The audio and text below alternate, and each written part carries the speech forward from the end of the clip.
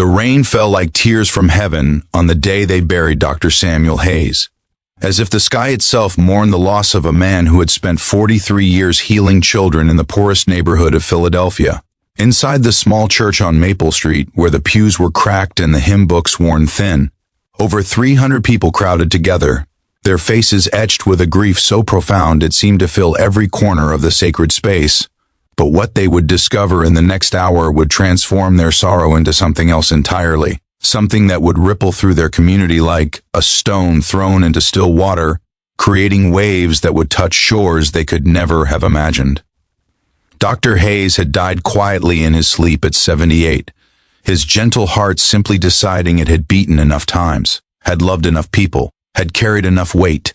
He left behind no wife, no children of his own, and a modest apartment above his clinic that contained little more than medical books, a worn armchair, and photographs of the thousands of children he had treated over the decades. His funeral was attended not by dignitaries or wealthy benefactors, but by the families from the neighborhood, the ones who had brought their feverish babies to his door at midnight, the ones who had sat in his waiting room with worry carved into their faces, the ones who had watched him save their children's lives with medicine, compassion, and something that transcended both. If you believe that one person can change the world through simple acts of kindness, please hit that like button and subscribe to our channel. Share this story with someone who needs to remember that goodness still exists, and leave a comment telling us about a time someone showed you unexpected compassion. Your engagement helps us bring more stories of hope to people who need them most. Maria Santos stood near the back of the church, her 7-year-old daughter Rosa clutching her, both of them crying softly. Maria remembered the night 15 years ago when her son Miguel had stopped breathing, his tiny body convulsing with fever, and she had no money for a hospital, no insurance, no hope. She had run through the dark streets carrying her dying child, and Dr. Hayes had opened his clinic door at 2 a.m. still in his pajamas and worked for 6 hours straight to save Miguel's life. When she tried to pay him, tried to offer him the $3 she had in her purse, he had simply smiled and said the words she would never forget. "Your love for your child is payment enough. Take that money and buy him something nutritious when he's better." The pastor, Reverend Johnson, stood at the pulpit and spoke about Dr. Hayes with a voice that trembled with emotion. He told stories of the man who had treated every child as if they were his own, who had made house calls in the middle of blizzards, who had sat with grieving parents and absorbed their pain as if he could somehow carry it for them. But then the Reverend said something that made everyone lean forward in their seats, their breath collectively held in anticipation. He explained that Dr. Hayes had left specific instructions in his will, instructions that included the opening of his financial records, the books he had kept meticulously for over 4 decades, records that he wanted the community to see after his death. Dr. Hayes' attorney, a kind-faced woman named Ellen Rodriguez, who had been one of his patients as a child, stepped forward carrying 3 large leather-bound ledgers. Her hands shook as she opened the first one, and her voice cracked as she began to read.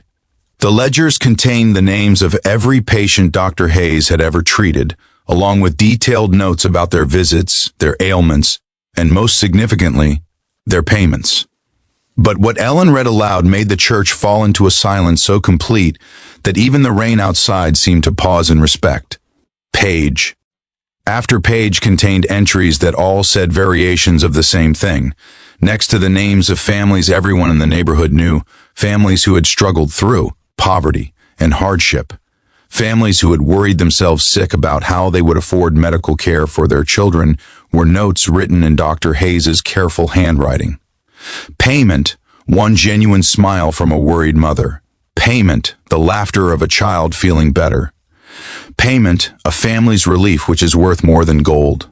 Payment, seeing hope return to a father's eyes. Payment, a grandmother's tears of joy. Payment, the privilege of serving this beautiful child. Ellen's voice broke completely as she read entry after entry spanning 4 decades, thousands upon thousands of visits where Dr. Hayes had charged nothing, had accepted nothing, had turned away no one. But there was more. Interspersed throughout the ledgers were entries where Dr. Hayes had recorded giving money to families, prescriptions he had paid for himself, groceries he had delivered anonymously, rent he had covered for families about to be evicted, winter coats he had bought for children who had none. The ledgers revealed a secret life of giving that was so extensive, so profound, that it became clear why Dr. Hayes had lived in that small apartment, why he had driven the same old car for 20 years, why his clothes were always neat but never new. The church erupted in sobs. Tough men who worked construction put their faces in their hands and wept. Mothers clutched their children and cried tears that seemed to come from the deepest wells of their souls. Teenagers who had been treated by Dr. Hayes as babies stood with tears streaming down their faces, finally understanding the sacrifice that had kept them alive and healthy.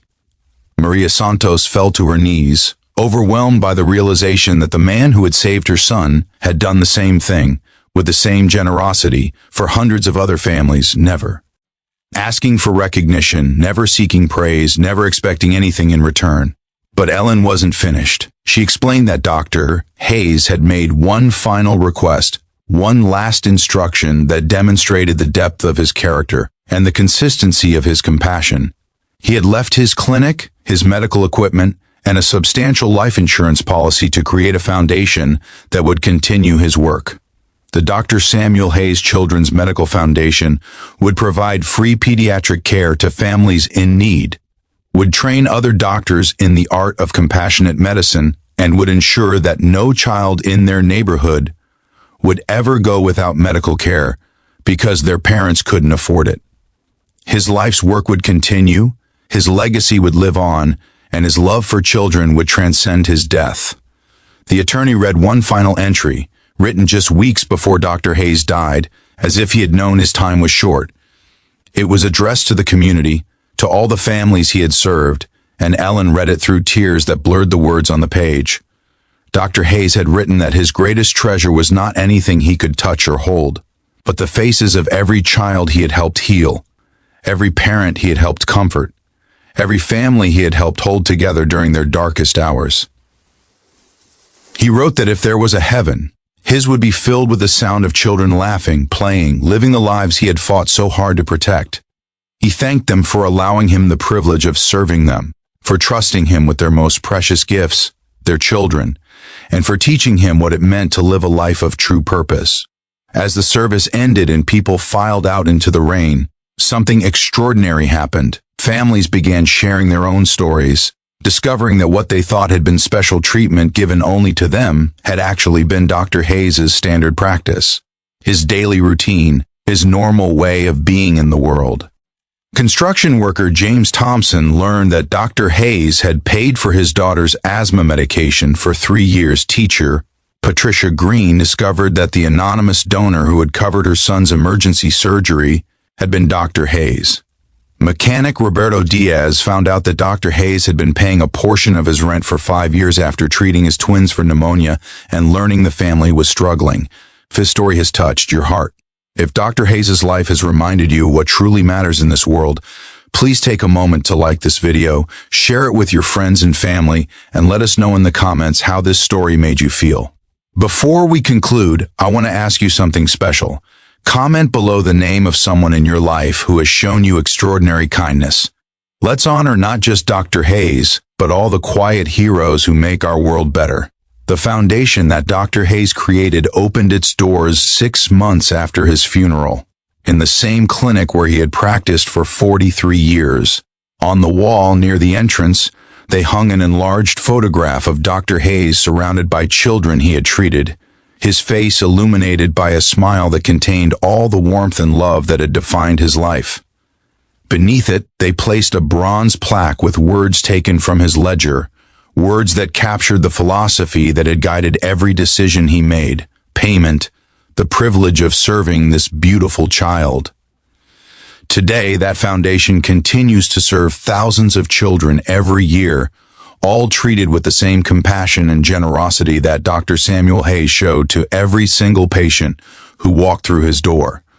Young doctors volunteer there to learn what medical school cannot fully teach, the art of healing that goes beyond prescriptions and procedures to touch the very soul of medicine itself. And in that neighborhood in Philadelphia, on Maple Street where the church still stands and where families still Struggle and persevere. Children grow up hearing stories about the pediatrician who never charged poor families, the man whose secret was revealed at his funeral when they opened his books and discovered that the greatest wealth a person can accumulate is not measured in dollars, but in lives touched, families helped, and love given freely without expectation of return. Dr. Samuel Hayes left this world with almost nothing in his bank account, but he left behind a treasure that can never be depleted, a legacy that will echo through generations, and a reminder that one person, living with intention and compassion, can indeed change the world.